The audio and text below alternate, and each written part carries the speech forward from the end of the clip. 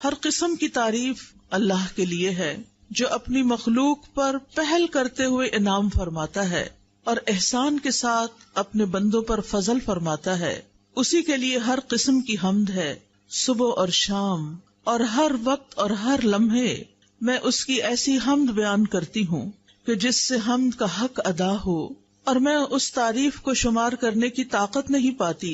اس کی وہی شان ہے جیسا کہ اس نے خود اپنی تعریف کی ہے. ہم انسان تو اس کی تعریف کرنے سے عاجز ہیں. ہم اس کو پہچاننے کا بھی پورا حق ادا نہیں کرتے، تو تعریف کا حق کیسے ادا کر سکتے ہیں؟ تو ہم اللہ سبحانہ تعالیٰ سے دعا کرتے ہیں کہ وہ ہمیں توفیق دے کہ ہم اس کو جانیں، اس کو پہچانیں، اس پر ایسا ایمان لائیں جیسا ایمان لانے کا حق ہے، اور اس کی بات کو اور اس کی ذات کو ایسی اہمیت دیں جیسی اہمیت دینے کا وہ حقدار ہے. میری دعا ہے کہ اللہ سبحانہ تعالیٰ ہماری زندگیوں میں سب سے اہم ہمارے رب کی ذات کو کر دے. ہمارے دلوں میں سب سے زیادہ محبت اسی کی ہو، ہمارے دلوں میں سب سے زیادہ اسی کی ملاقات کا شوق ہو، ہم اس کی رحمتوں کو محسوس کریں، ہم کبھی اس سے مایوس نہ ہوں. اللہ سبحانہ تعالیٰ ہمیں آج کی اس مجلس سے بھرپور فائدہ اٹھانے کی توفیق عطا فرمائے. اللہ سبحانہ تعالیٰ ہمارا خالق ہے، وہی ہمارا مالک ہے، وہی ہمارا رازق ہے، اور وہی ہماری حفاظت فرمانے والا ہے. ہم تو اپنی حفاظت بھی خود نہیں کر سکتے. ماں کے پیٹ میں ہماری حفاظت کس نے کی؟ اللہ رب العزت نے. پیدائش کے وقت کتنے تنگ راستے سے نکالا، کس نے ہمیں زندہ سلامت باقی رکھا؟ اللہ نے. بچپن میں ماں ضرور خیال رکھتی ہے، لیکن اصل میں پالنے والا تو ہمارا رب ہی ہے، جس نے ہمارے لیے غذا کا اہتمام کیا، جس نے ہمیں کھانا پینا سکھایا، جس نے ہمیں بولنا سکھایا. الرحمن علم القرآن خلق الانسان علمہ البیان. اللہ نے انسان کو پیدا کیا اور اسی نے بولنا سکھایا. ہمارے اندر تو کوئی طاقت نہیں، ہم تو نہیں جانتے تھے نہ حروف کو نہ الفاظ کو. اسی نے ہمیں کان دیے، اسی نے ہمیں سنوایا، اسی نے ہمیں بلوایا، اسی نے ہمیں دکھایا، اسی نے ہمیں آنکھ اور کان اور دل دماغ اور سارے اعضاء دیے، جن کو ہم افسوس کے ساتھ یہ کہ اس کی فرما برداری کی بجائے اس کی نافرمانی میں استعمال کرنے لگتے ہیں. جن چیزوں کو دیکھنے سے وہ منع کرتا ہے ہم وہی دیکھنے لگتے ہیں، جن چیزوں کو سننے سے وہ منع کرتا ہے ہم وہی سننا شروع کر دیتے ہیں. لیکن اس کے باوجود وہ ہم پر اپنی رحمت فرماتا ہے، اور جو کچھ اس نے ہمیں دے رکھا ہے اس کو دیے رکھتا ہے، چاہے ہم اس کی مرضی کے مطابق استعمال کریں یا اس کی مرضی کے خلاف استعمال کریں. اللہ سبحانہ تعالیٰ سب کی حفاظت کرتا ہے، لیکن اپنے مقرب بندوں کی، اپنے پیارے بندوں کی خاص حفاظت کرتا ہے. اللہ سبحانہ تعالیٰ ہمیں اپنے خاص بندوں میں شامل کر لے. اللہ سبحانہ تعالیٰ ہمیں قرآن والوں میں شامل کر لے. اللہ سبحانہ تعالیٰ ہمیں السابقون الاولون میں شامل کر لے، جو نیکیوں کی طرف سب سے پہلے رغبت کرتے ہیں، جو نیکیوں کے کاموں میں جلدی کرتے ہیں. یسارعون فی الخیرات رغبا ورہبا. یہ پیغمبروں کی خصوصیت اللہ تعالیٰ نے بتائی ہے کہ وہ نیکیوں میں، خیر کے کاموں میں بہت جلدی کرتے تھے، کبھی رغبت سے، کبھی رہبت سے، کبھی امید کے ساتھ، کبھی خوف کے ساتھ. اللہ سبحانہ تعالیٰ صرف ہماری حفاظت نہیں کرتا، بلکہ وہ تو زمین و آسمان کی حفاظت کر رہا ہے. وہ تو بل کے اندر ایک چیونٹی کی بھی حفاظت کرتا ہے، اس کو بھی خوراک دیتا ہے. وہ تو اس بڑے آسمان کی جو ہمارے اوپر چھایا ہوا ہے ایک چھت کی طرح بغیر ستونوں کے، اس کی بھی حفاظت کرتا ہے کہ وہ ہمارے اوپر ٹوٹ کے گر نہ پڑے. اللہ سبحانہ تعالیٰ ان تمام چیزوں کی اپنی رحمت اور خاص رحمت کے ساتھ حفاظت فرما رہا ہے. وَيُمْسِكُ السَّمَاءَ أَن تَقَعَ عَلَى الْأَرْضِ إِلَّا بِإِذْنِهِ إِنَّ اللَّهَ بِالنَّاسِ لَرَءُوفٌ رَحِيمٌ. اور وہ آسمان کو یوں تھامے ہوئے ہے کہ وہ اس کے اذن کے بغیر زمین پہ گر نہیں سکتا. بلا شبہ اللہ بندوں پر بڑا ہی شفقت کرنے والا، بڑا ہی مہربان ہے. اور یہ حفاظت اس کے لیے کچھ مشکل کام بھی نہیں، اس پر کچھ بوجھ بھی نہیں. اللہ سبحانہ تعالیٰ پوری کائنات کی حفاظت فرما رہا ہے. وہ ستاروں اور سیاروں کو بھی ہم پہ گرنے نہیں دیتا. سورج، چاند، ستارے ہمارے اوپر سے گزر جاتے ہیں. اللہ سبحانہ تعالیٰ نے ان کو ایسے نظام میں باندھ کے رکھا ہوا ہے کہ ان میں سے کوئی بھی سرتابی کر کے ٹوٹ کے نیچے نہیں آتا. اور جو ستارے اس کے حکم سے ٹوٹتے بھی ہیں، فضا میں گرتے بھی ہیں، الحمدللہ ہمارے اوپر ان کی بارش نہیں برستی کہ ہم رات سوئے پڑے ہوں اور اوپر سے کوئی ایسی چیز آ کے گرے کہ صبح اٹھ ہی نہ سکیں. کس طرح اللہ تعالیٰ جاگتے میں بھی اور سوتے میں بھی ہماری حفاظت کرتا ہے. پھر اللہ سبحانہ تعالیٰ اپنے مومن بندوں کی شیطان سے بھی حفاظت فرماتا ہے. شیطان جو ہمارا ازلی ابدی دشمن ہے، کس طرح اللہ سبحانہ تعالیٰ نے ہمیں اس سے بچا کے رکھا ہوا ہے.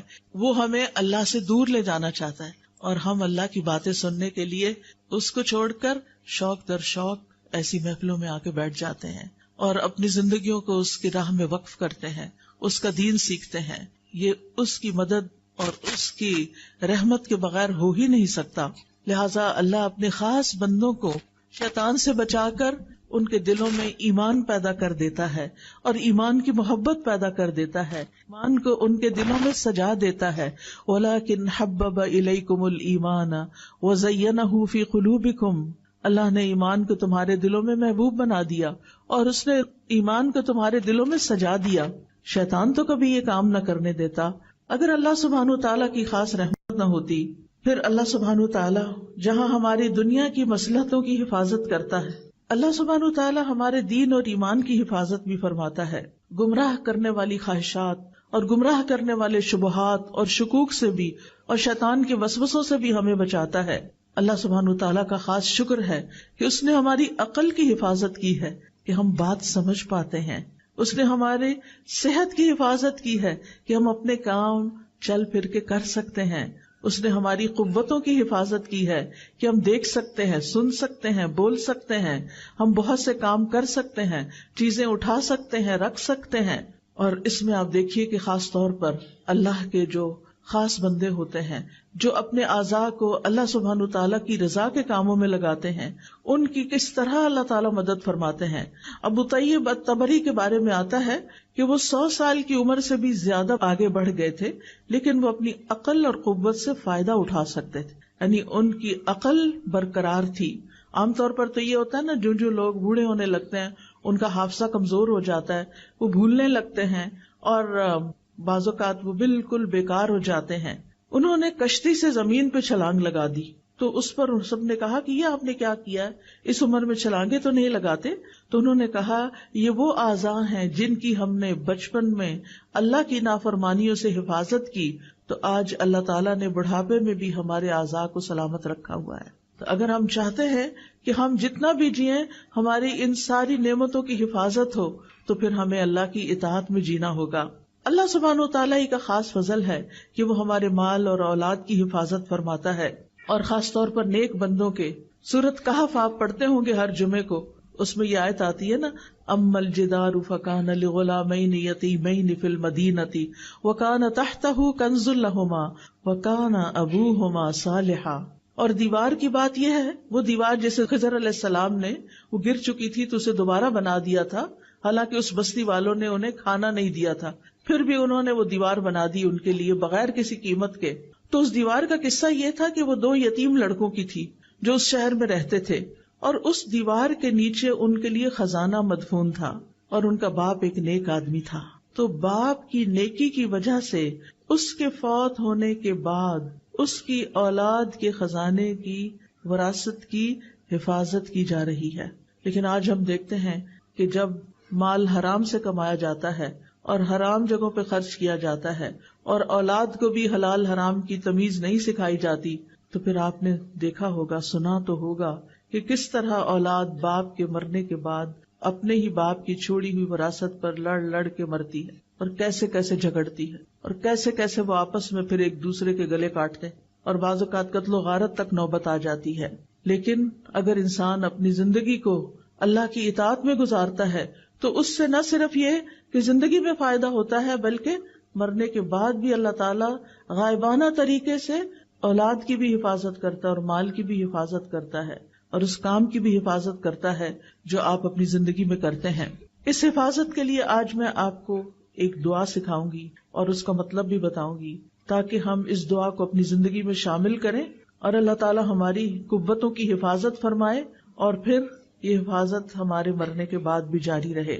میرے پیچھے کہیے، اللہم متعنی بسمعی وبصری واجعلہما الوارث منی وانصرنی علی من ظلمنی وخذ منہ بثأری. اے اللہ تو مجھے میری سماعت اور میری بصارت سے مستفید ہونے کا موقع عطا فرما اور ان دونوں کو میرے لیے وارث بنا دے، اور مجھ پر ظلم کرنے والے کے خلاف میری مدد فرما اور تو اس سے میرا انتقام لے. صحابہ کی کثیر تعداد نے اس دعا کو روایت کیا ہے. یہ حدیث ابو ہریرہ رضی اللہ عنہ، جابر بن عبداللہ رضی اللہ عنہ، علی بن ابی طالب رضی اللہ عنہ، عائشہ رضی اللہ تعالی عنہ، سعد بن زرارہ رضی اللہ عنہ، انس بن مالک رضی اللہ عنہ اور دوسرے صحابہ نے اس دعا کو روایت کیا ہے کہ رسول اللہ صلی اللہ علیہ وسلم اپنے رب سے یہ دعا کیا کرتے تھے. تو صحابہ بھی اس دعا کو پڑھتے تھے اور ہمیں بھی دعا پڑھنی چاہیے. دعا کا مطلب کیا ہے؟ اللہم متعنی بسمعی و بصری. یہاں لفظ متع استعمال ہوا. سم تو کان کو کہتے ہیں، بصر آنکھ کو کہتے ہیں. اللہم کا مطلب یا اللہ. تو نیا لفظ کیا ہے؟ متع. متع متع یمتع تمتیع متاع سے ہے. متاع کس کو کہتے ہیں؟ فائدے کی چیز. ٹھیک ہے نا. تو مطلب ہے اللہ ہمیں اپنی آنکھوں اور اپنی کانوں سے فائدہ اٹھانے کی توفیق دے.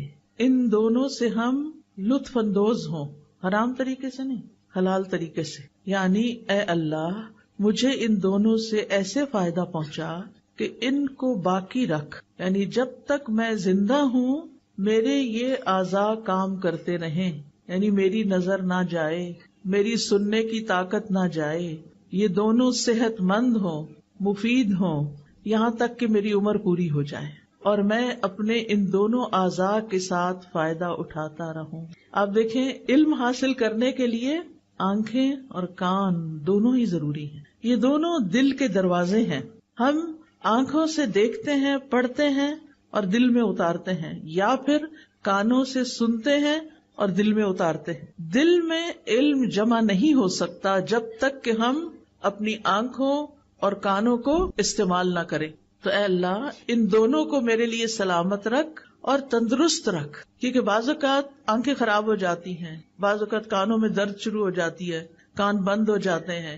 تو ان کی صحت اور سلامتی کی دعا ہے یہ. جسم میں باقی اعضاء بھی بڑے کام کے ہیں، لیکن یہ بہت ہی اہم ہے کہ یہ دونوں صحیح کام کرتے رہیں، ہر طرح کی بیماریوں سے محفوظ رہیں، تاکہ ہم ان کو اللہ کی رضا میں، اللہ کی اطاعت کے کاموں میں استعمال کریں. اور پھر وَاجْعَلْهُمَا الْوَارِثَ مِنِّي کہ اللہ ان دونوں کو میرا وارث بنا دینا.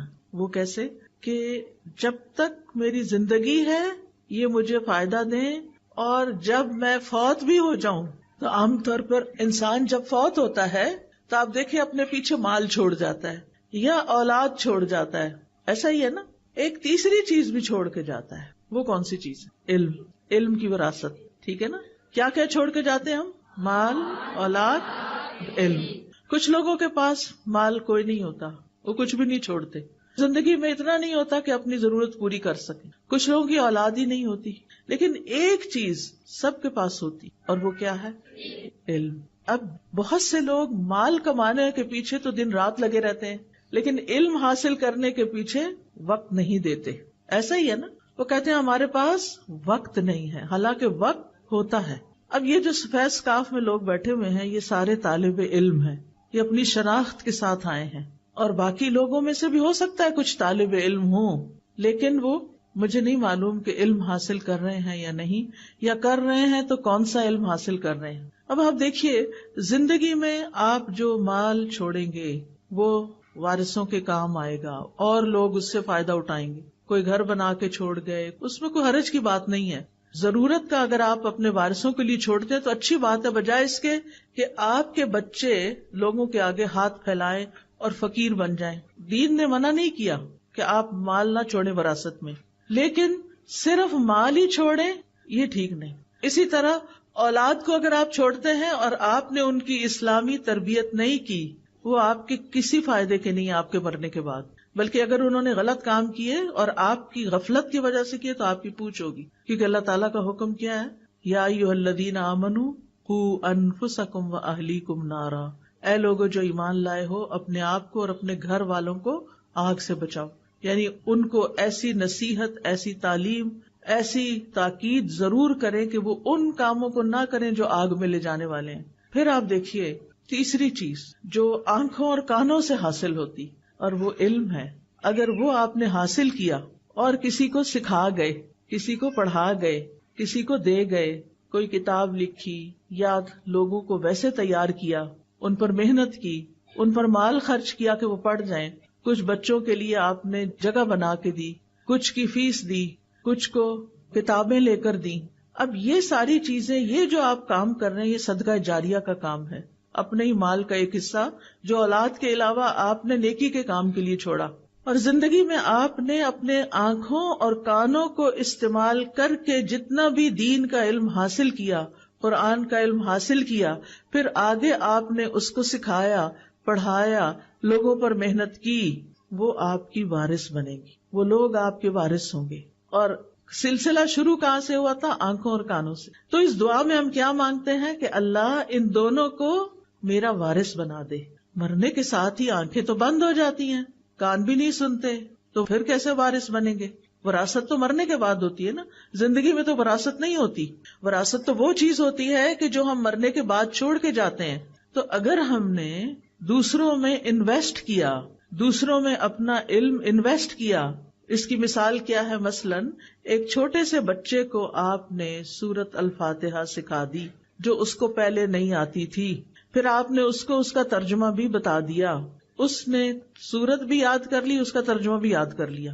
ایک حرف قرآن کا پڑھنے سے کتنی نیکیاں ملتی ہیں؟ 10.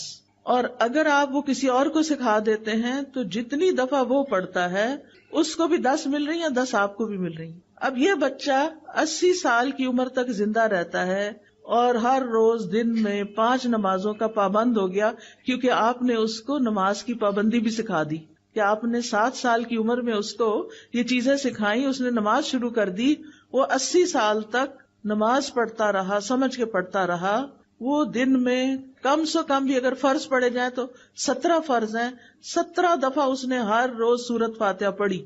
ایک دفعہ سورت فاتحہ کے حرف گن کے دیکھیں کتنے سارے ہیں، وہ سارے حرف ان کو 10 سے ملٹی پلائی کریں کہ ایک دفعہ سورت فاتحہ وہ بچہ پڑھتا ہے تو آپ کو کتنی نیکیاں مل جاتی ہیں. اور دن میں 17 دفعہ، اور پھر وہ 80 سال پڑھتا رہا. آپ اپنی قبر میں سوئے ہوئے ہیں، وہ بچہ آپ کے علم کا وارث بنا ہوا ہے، وہ اس کو استعمال کر رہا ہے. آپ نے اس پر احسان کیا تھا، اب وہ احسان واپس آپ کی طرف آ رہا ہے. ان احسنتم احسنتم لانفسکم. آپ دیکھیے ہم سب مسلمان ہیں، ہم سب کو سورۃ فاتحہ تو آتی ہے نا، قل هو اللہ احد تو آتی ہے نا. آپ دیکھیے کوئی گلی بازار ایسا نہیں مجھے دکھائی دیتا کہ جہاں بچے فارغ پھرتے نظر نہ آئیں. کوئی دکانوں پہ بےچارے غریب بیٹھے ہوئے ہیں، کوئی گلی بازاروں میں پھر رہے ہیں، ان کو کوئی پوچھنے والا نہیں، ان کی ماؤں کے پاس بھی علم نہیں، ان کے لیے کوئی مدرسہ نہیں، ان کے لیے کوئی گھر نہیں، ان کے لیے کوئی استاد نہیں. جبکہ اتنے مسلمانوں کو نماز تو آتی ہے نا. اگر اور کچھ نہیں آپ کر سکتے تو کچھ بچوں کو نماز ہی سکھا دیں اور نماز کا ترجمہ ہی سکھا دیں. کتنی بڑی وراثت چھوڑ کے جائیں گے آپ. اور اگر آپ ان کو ناظرہ قرآن پڑھا دیں اور پھر جب ناظرہ ختم کر لیں تو ساتھ ترجمہ، لفظی ترجمہ سکھا دیں. ضروری نہیں کہ ہر بندہ پورا عالم بنے، وہ پورا تفہیم دین کورس کرے، ہر ایک کے لیے پاسبل نہیں ہوتا. لیکن قرآن کی تلاوت تو سب نے کرنی ہوتی ہے نا روز، اللہ کا کلام ہے. تو اگر آپ خود پڑھا رہے ہیں بہت اچھا، اگر آپ نہیں پڑھا سکتے آپ انتظام کریں جگہ جگہ، جہاں آپ کے رشتہ داروں کے گھر ہیں، جہاں کہیں کہ اپنے گھر کا ایک حصہ، ایک کونا چند بچوں کے لیے مختص کرو. ایک ٹیچر مقرر کرو جس کی آپ ٹریننگ کریں، آپ اس کی تنخواہ دیں، وہ جم کے بچوں کو پڑھائے. وہ بھی آپ کا مال بھی لگ رہا ہے اور آپ کی ہدایت بھی وہاں جاری ہے. یہ بھی آپ کے وارث بن جائیں گے کیونکہ آپ نے انتظام کیا، آپ نے محنت کی، آپ نے ان کو شوق دلایا، آپ نے مال خرچ کر کے ٹیچر مقرر کی. 1-2 گھنٹے کے لیے شام کے وقت میں جب بچے اسکولوں سے آ جاتے ہیں، اپنے بچوں کو بھی بٹھا لیں، گلی محلے ہمسائے کے بچوں کو بھی بلا کے بٹھا لیں، ایک ٹیچر کا انتظام کر دیں. آپ خود سوچئے کہ آپ نے کتنا بڑا نفع کمایا، کیا کچھ پا لیا. اور کرتے کرتے اگر ہم سب جتنے بھی لوگ اس حال میں ہیں اگر سب یہ کام شروع کر دیں، میرا نہیں خیال کہ ہری پور کا کوئی ایک بچہ بھی جاہل رہ جائے گا. لیکن ہم نہ اپنا وقت دیتے ہیں، نہ اپنا مال لگاتے ہیں، اور نہ ہی اس طرف توجہ کرتے ہیں کہ یہ ہے خزانہ جو ہمیں ساتھ لے کے جانا ہے، یہ ہے وہ نعمت جو قبر میں ہمارے پیچھے ہمارے کام آئے گی. تو وَاجْعَلْهُمَ الْوَارِثَ مِنِّي، اللہ میرے ان دونوں حواس کو مرتے دم تک سلامت رکھنا کہ میں ان سے تیری کتاب پڑھتی رہوں، پڑھاتی رہوں. پھر اسی طرح وَانصُرْنِي عَلَىٰ مَن يَظْلِمُنِي، اور اے اللہ تو میری مدد فرما اس کے مقابلے میں جو مجھ پہ ناحق زیادتی کرے. کیونکہ بعض اوقات لوگ جن کے پاس تھوڑی سی بھی طاقت ہوتی ہے ہمیں کمزور سمجھ کر ہمارے اوپر ظلم کرتے ہیں. یہ مختلف طرح کے ظلم ہو سکتے ہیں. مختلف طرح کے کیا ظلم ہو سکتے ہیں کہ بعض لوگ آپ کو ایموشنلی بلیک میل کرتے ہیں اور آپ پہ ظلم کرتے ہیں، بعض آپ کا مال چھین لیتے ہیں، بعض آپ کی وراثت کا حصہ چھین لیتے ہیں، بعض لوگ آپ کے اوپر ناحق الزام لگاتے ہیں. آپ نے کوئی غلط کام کیا نہیں ہوتا اور وہ کیا کرتے ہیں، وہ آپ کے اوپر جھوٹے الزام لگا دیتے ہیں اور ہم کچھ بھی کر نہیں پاتے. ہم مظلوم، یا اللہ، پھر کس کو پکارتے ہیں؟ اللہ کو پکارتے ہیں، یا اللہ تو ہی ہے ہمارا، تو ہماری مدد فرما اور اس ظلم کے مقابلے میں تو میرا ساتھ دے. اس لیے یہ دعا بڑی ہی ضروری ہے. اور ظلم کی کئی قسمیں ہوتی ہیں، صرف مار دھاڑی ظلم نہیں ہوتا. کسی کو بلیک میل کرنا، کسی کے اوپر جھوٹے الزام لگانا، یہ ساری چیزیں ظلم میں آ جاتی ہیں.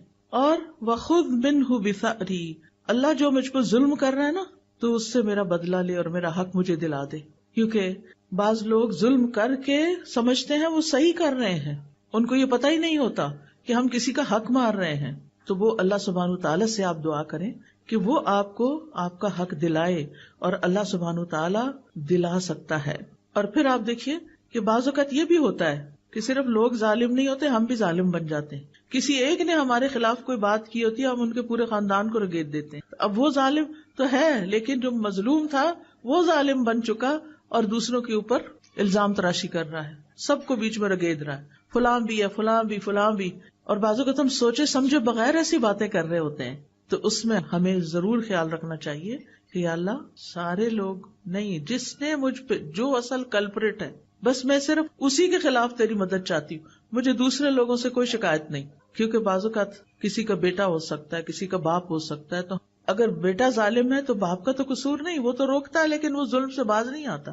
کسی کی بیوی ہو سکتی. اب مثال کے طور پر آپ دیکھیں، ہمیں ہر طرح کے ظلم سے بچنے کی کوشش کرنی چاہیے. بعض اوقات کچھ مائیں اپنے بچوں پہ ظلم کر رہی ہوتی ہیں، بلا وجہ مار کے، بلا وجہ چیخ چلا کے، اور ہم سمجھتے ہیں یہ ہمارے بچے ہیں نا، ہم جو چاہیں کریں. نہیں، ہم جو چاہیں نہیں کر سکتے، اس کا بھی حساب لیا جائے گا. حدیث میں آتا ہے فَالْمَرْأَةُ رَاعِيَةٌ فِي بَيْتِ زَوْجِهَا وَمَسْئُولَةٌ عَنْهَا، عورت اپنے شوہر کے گھر میں نگران ہے اور اس سے اس کے بارے میں سوال کیا جائے گا، اس سے پوچھا جائے گا کہ اس نے یہ کام اپنی ذمہ داری کیسے ادا کی. تو اس لیے ہمیں اپنے بچوں کے ساتھ بھی ظلم نہیں کرنا.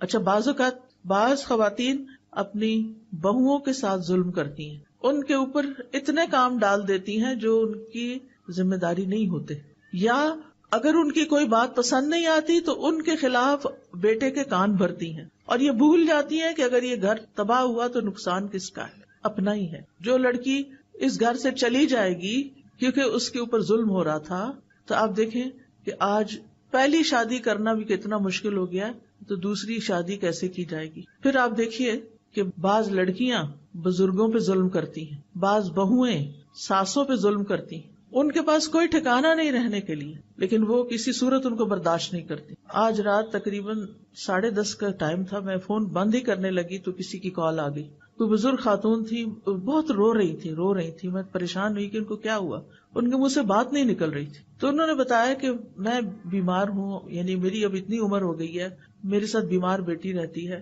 کوئی بیٹا ساتھ رہنے کو تیار نہیں، میں کدھر جاؤں. خیر میں نے ان کو تسلی دی، آپ اپنے گھر میں رہیں، آپ کو کہیں نہیں جانا، اللہ آپ کے ساتھ ہے، اللہ آپ کی مدد کرے گا. ٹھیک ہے، میں سمجھتی ہوں کہ بعض اوقات بزرگ چھوٹی چھوٹی باتوں میں ناراض ہو جاتے ہیں، انٹرفیئر کرتے ہیں، گھروں کا ماحول خراب ہوتا ہے، لیکن پھر بھی یہ تو کہیں نہیں نا کہ ان کو چھوڑ کے انسان کہیں اور چلا جائے، ان کو تنہا چھوڑ دے. اور وہ عمر کے اس حصے میں ہو کہ انہیں فائنینشیل سپورٹ نہ بھی چاہیے ہو تو مورل سپورٹ چاہیے ہوتی ہے. بزرگوں کو سب سے زیادہ جو چیز تکلیف دیتی ہے وہ تنہائی ہے، جب گھر میں پوتے پوتیاں ہوتے ہیں، نواسے وغیرہ ہوتے ہیں، تو ان کے لیے ایک خوشی کی بات ہوتی ہے، وہ ان کے ساتھ دل بہلاتے ہیں کیونکہ وہ خود بھی بچے بن چکے ہوتے ہیں اور چھوٹے بچوں سے ان کا دل زیادہ لگتا ہے. لیکن اگر لڑکیاں چند دن کے لیے بھی برداشت نہیں کر سکتی تو انہیں سوچنا چاہیے کہ ان پر بھی وقت آنے والا ہے. وہ سمجھتے ہیں اس وقت وہ اپنے بچوں سے کھیل رہی ہیں، وہ ساری زندگی ان کے بچے رہیں گے. آپ اپنے ماں باپ کے ساتھ جو کرتے ہیں وہ واپس پلٹتا ہے. یہ زندگی ایک امتحان ہے. اس زندگی میں انسان پر آزمائشیں آتی ہیں، کبھی اپنے گھر کے اندر سے ہی آتی ہیں. اللہ سبحانہ وتعالیٰ فرماتے ہیں وَجَعَلْنَا بَعْضَكُمْ لِبَعْضٍ فِتْنَةً أَتَصْبِرُونَ، ہم نے تم میں سے بعض کو بعض کے لیے آزمائش بنایا ہوا ہے، کیا تم صبر کرو گے؟ تو حل کیا ہے؟ صبر و برداشت، ایک دوسرے کو برداشت کرنا، اپنے آپ کو مشغول کرنا، ان مسائل کا حل تلاش کرنا. یعنی اگر کوئی گھر میں بزرگ ایسا ہے جس نے آپ کی زندگی حرام کی ہوئی ہے تو بجائے اس کے کہ اسے گھر سے باہر نکال پھینکیں، یہ مسئلے کا حل نہیں ہے. آپ سوچیں کہ آپ نے اس کی ناراضگی سے کیسے بچنا ہے. آپ نے خود اپنے لیے کون سا ایسا کام شروع کرنا ہے کہ جس سے آپ کا وہ انٹریکشن یا وہ مسئلہ کم سے کم پیش آئے کہ جس کی وجہ سے آپ کو مشکل ہوتی ہے. اور اس کے لیے اللہ سبحانہ وتعالیٰ سے آپ دعا کریں گے کہ اللہ تعالیٰ میرے لیے آسانی فرما دے. ٹھیک ہے نا؟ تو یاد رکھیے کہ ہمارے جسم کے جتنے بھی اعضاء ہیں، میں پھر دعا پہ آ رہی ہوں واپس، ہمارے جسم کے جتنے بھی اعضاء ہیں یہ ہمارے پاس اللہ کی امانت ہے. یہ ہم نے خود نہیں بنائی. یہ ہاتھ ہم نے خود بنایا نہیں بنا، ہمیں پتا ہے نا. تو جو بناتا ہے وہی مالک ہوتا ہے. یہ آنکھیں ہم نے خود لی ہیں، کہیں سے خریدی ہیں؟ نہیں، جس نے دی ہیں وہی ان کا مالک ہے. ہمارے پاس امانت ہے کچھ سالوں کے لیے. اللہ تعالیٰ یہ دیکھ رہے ہیں کہ ہم ان کے ساتھ کرتے کیا ہیں، ہم ان کو استعمال کیسے کرتے ہیں. اگر اللہ تعالیٰ کی مرضی کے مطابق استعمال کرتے ہیں تو عبادت ہے، اطاعت ہے. اور اگر اللہ تعالیٰ کی مرضی کے مطابق استعمال نہیں کرتے تو یہ نافرمانی ہے، گناہ ہے. ٹھیک ہے نا؟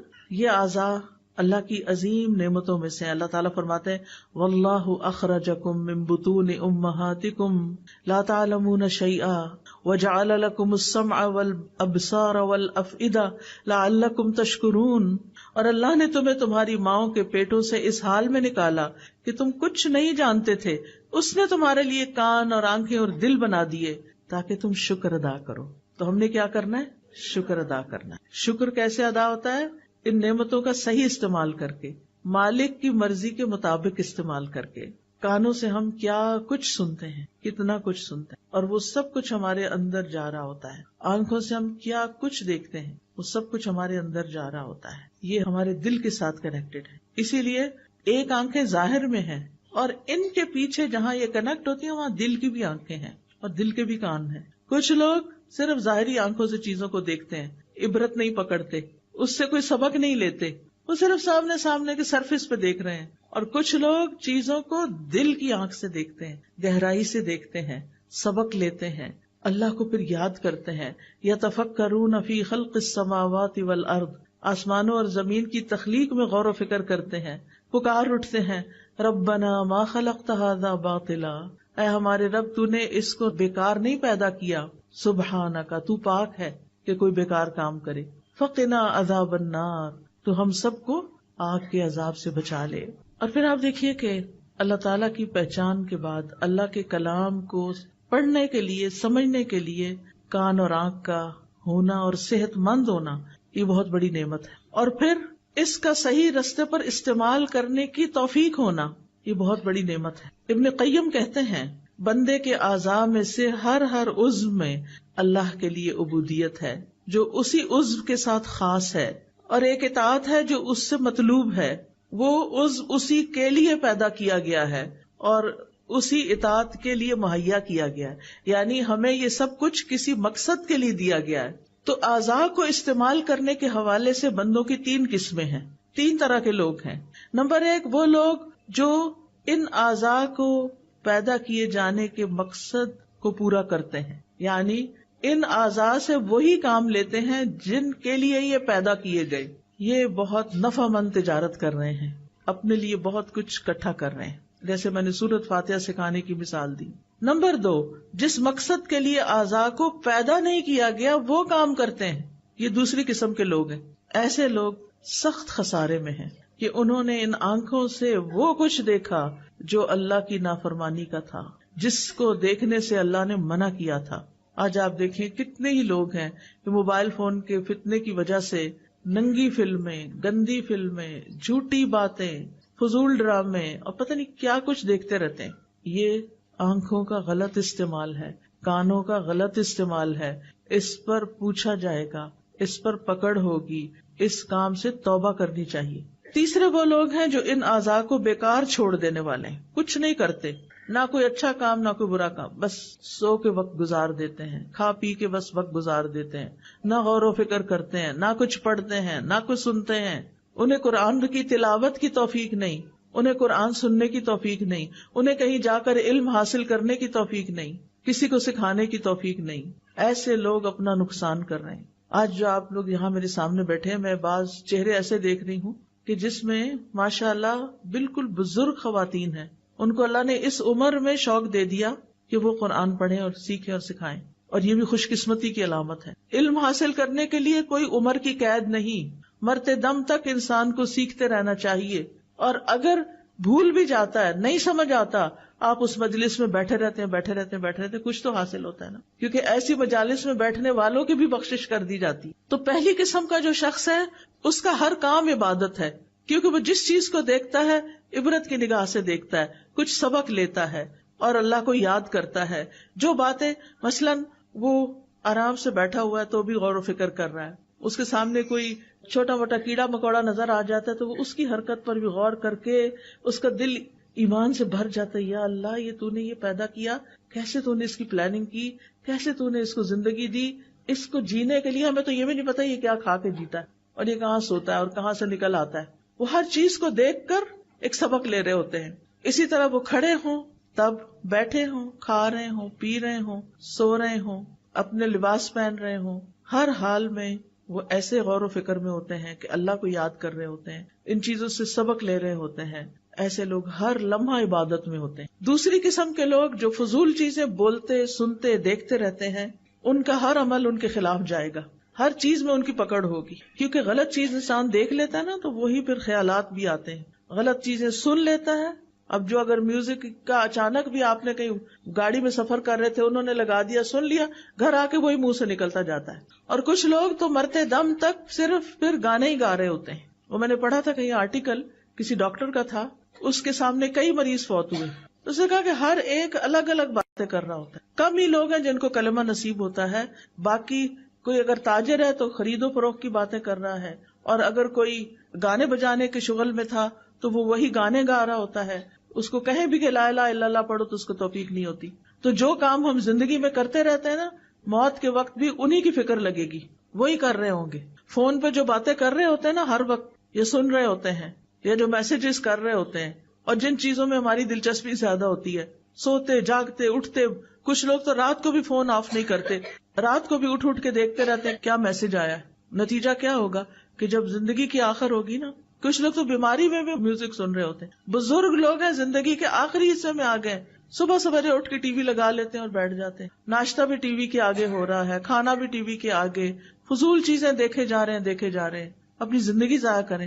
بند کریں، ان چیزوں کو بند کریں، اللہ کی طرف رجوع کریں، توبہ کریں، ذکر کریں، کچھ علم حاصل کریں، کوئی اچھی باتیں سنیں، کوئی اچھی باتیں کسی کو سکھائیں.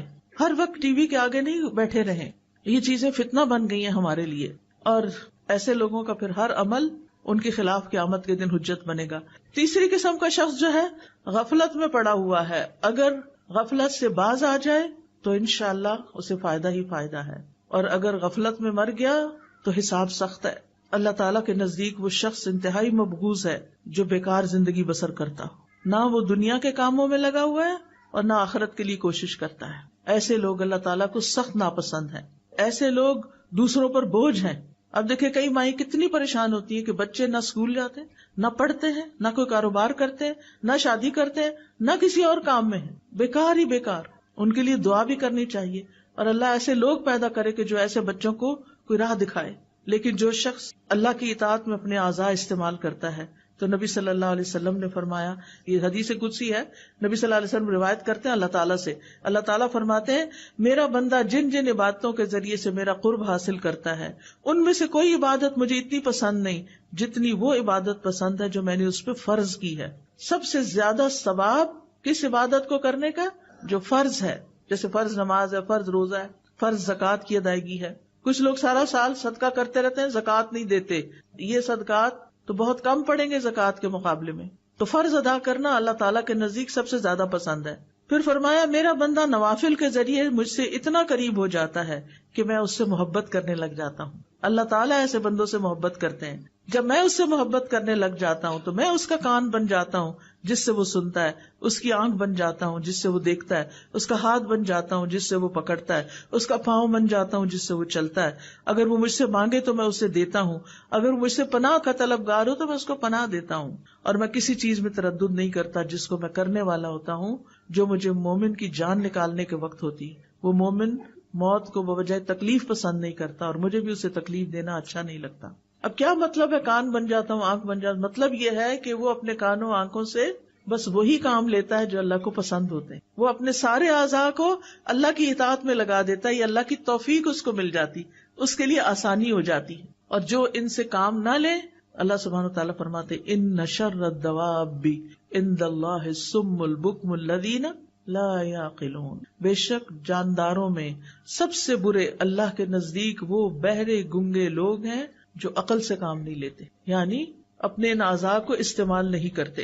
ایسے لوگ اندھیروں میں ہیں، گمراہ ہیں، غافل ہیں. اب ہمیں کرنا کیا چاہیے؟ سب سے پہلے تو یہ کہ ان کانوں سے اللہ کے احکامات سننے چاہیے. اللہ تعالیٰ کیا فرما رہے ہیں؟ اللہ تعالیٰ فرماتے ہیں واتقوا اللہ واسمعوا، اللہ سے ڈرو اور سنو. سنو اللہ تعالیٰ کیا فرما رہا ہے. واسمعوا واطیعوا، سنو اور اطاعت کرو. تو سماعت علم کے حصول کا سب سے پہلا سبب ہے. سننے سے یعنی بچہ جب ابھی پڑھنے کے قابل نہیں ہوتا سن سن کے سیکھ لیتا ہے. اور بعض بچوں کی مائیں ماشاءاللہ پریگنینسی میں بھی قرآن سنتی ہیں، اور جب بچے کو دودھ پلاتی ہیں تو قرآن سنتی رہتی ہیں، جب کوئی کام کرتی ہیں تو قرآن سنتی رہتی ہیں. ایسے بچے چھوٹی چھوٹی عمر میں جب بولنے کے قابل ہوتے ہیں ان کے منہ سے قرآن جاری ہو رہا ہوتا ہے. آیتوں کی آیتیں، دعاؤں کی دعائیں یاد کر چکے ہوتے ہیں کیونکہ ماں سنتی تھی. وہ ماں کے پیٹ میں بھی سن رہے تھے، وہ پیدا ہو کے بھی سن رہے تھے، وہ بولنے تک سنتے رہے. سن سن کے انہوں نے بہت کچھ سیکھ لیا. ساری زندگی کے لیے ان کے اندر وہ چیزیں جمع ہو گئی. اور کچھ مائیں کیا سنتی ہیں پریگنینسی میں اور کیا دیکھتی ہیں پریگنینسی میں. اور بچہ چھوٹا ہوتا ہے تو گھر میں کیا دیکھ رہا ہوتا ہے، اور اس کے ہاتھ میں موبائل پکڑا دیتی، کارٹون لگا دیتی. وہ کارٹون دیکھ دیکھ کے بڑے ہو رہے ہیں. وہ پھر آپ کی اطاعت کہاں سے کریں گے؟ وہ اللہ کے بندے کہاں سے بنیں گے؟ سفیان ابن عیینہ کہتے ہیں علم کی ابتدا غور سے سننے سے ہوتی ہے، پھر خاموش ہو کر سننا، پھر اس کو یاد کرنا، پھر اس پر عمل کرنا، پھر اس کو آگے پہنچانا. کیونکہ جب تک سنیں گے نہیں اس وقت تک سیکھیں گے نہیں، اور اگر سیکھیں گے نہیں تو ہدایت کہاں سے ملے گی. اور یہ بھی یاد رکھیے اللہ جس میں خیر دیکھتا ہے اس کو سنوا دیتا ہے، اور پھر جو سنتے نہیں یا سنی انسنی کر دیتے ہیں تو پھر وہ اپنے آپ پر خود ظلم کرتے ہیں. دوسرے یہ کہ کچھ لوگ ایسی چیزیں سنتے ہیں جو حرام ہیں، لغو ہیں، موسیقی ہے جیسے، اور لہو و لعب کی چیزیں ہیں، یا پھر غیبت، جھوٹ، چغلی، فضول باتیں، لغو باتیں. تو یہ اللہ کی نافرمانی کے کام ہے. تیسرے ایسے ہیں جنہوں نے وہ باتیں سنی جو کام کی تھی، اور کبھی ایسی بھی سن لی کہ جو لغو تھی. جو ہی وہ لغو سنتے ہیں تو وہاں سے اعراض برتتے ہیں.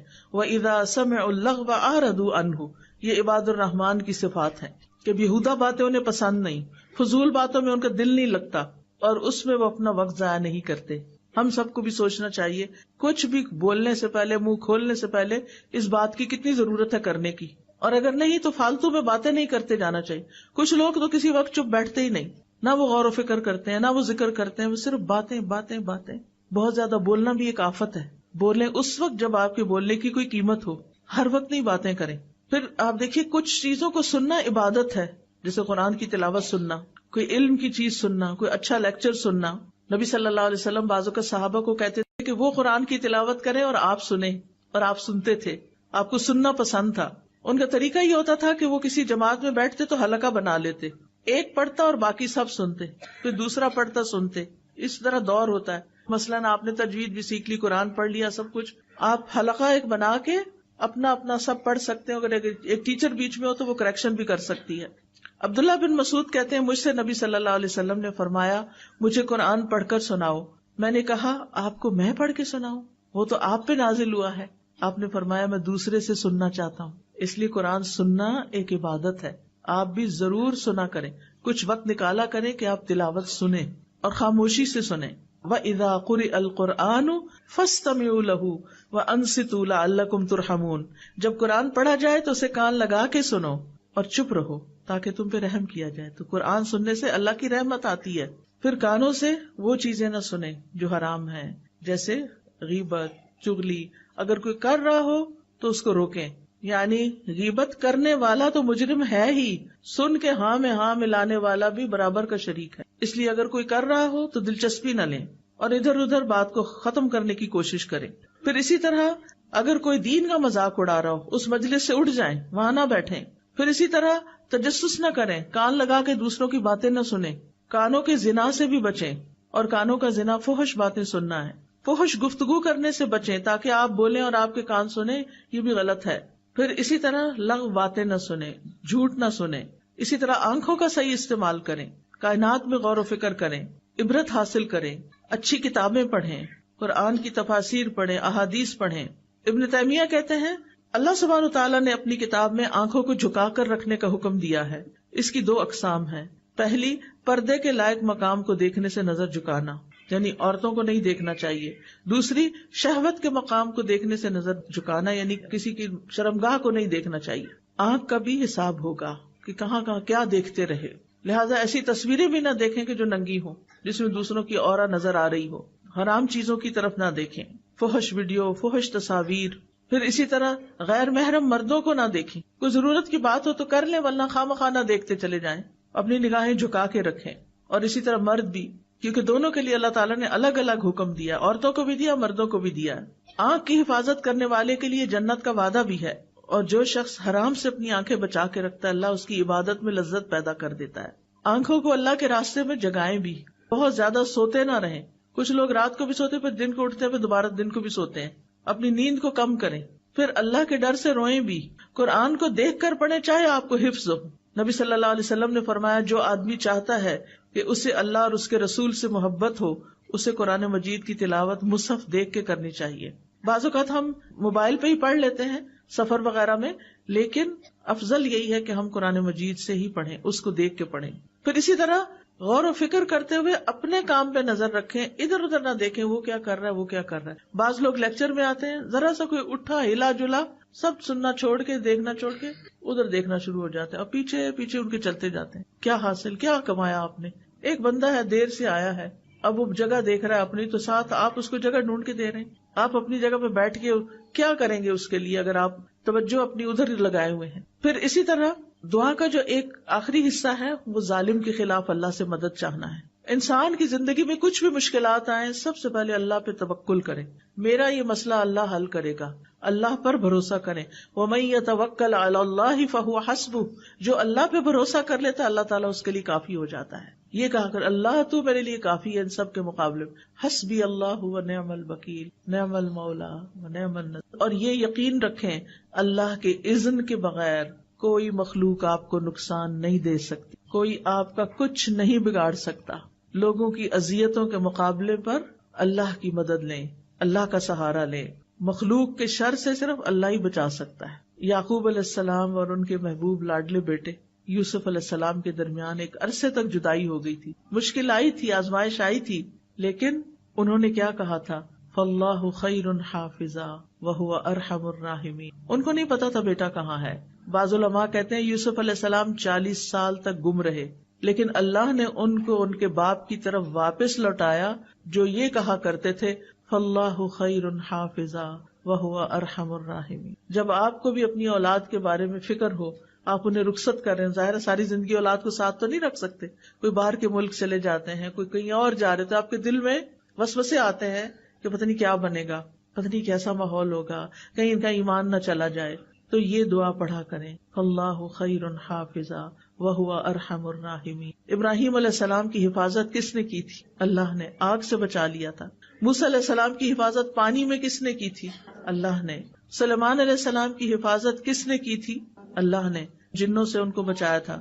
عیسیٰ علیہ السلام کی حفاظت کس نے کی تھی کہ ان کو ان کے دشمنوں سے بچا کے آسمان پہ اٹھا لیا تھا؟ اللہ نے.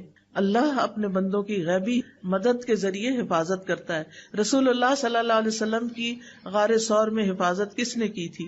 اللہ نے. لہٰذا جب آپ دعا مانگے، آپ کو خوف ہو، خطرہ ہو دشمنوں سے، تو آپ یہ کہا کرنا اللہ جیسے آپ نے ابراہیم علیہ السلام کی حفاظت کی، جیسے آپ نے باقی ایک ایک کا نام لے کے جو میں نے ابھی آپ کو ذکر کی، اللہ میرے بچوں کی بھی ایسے ہی حفاظت فرما۔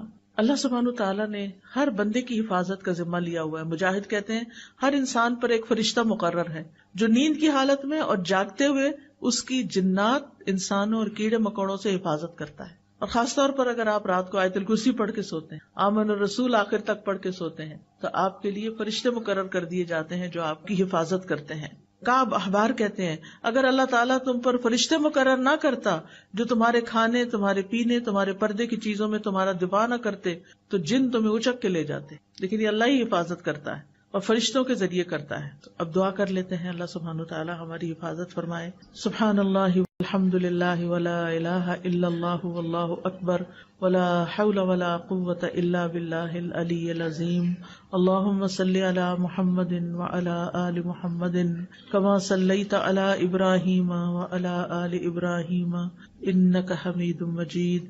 اللہم بارک علی محمد وعلی آل محمد کما بارکت علی ابراہیم وعلی آل ابراہیم انک حمید مجید۔ اللہم اصلح لی سمعی وبصری واجعلہما الوارثین منی وانصرنی علی من ظلمنی وارنی منہ ثأری۔ اے اللہ میری سماعت اور میری بصارت کی اصلاح کر دے اور ان دونوں کو میرا وارث بنا دے، جو مجھ پہ ظلم کرے اس کے خلاف میری مدد فرما اور مجھے اس سے انتقام لے کر دکھا۔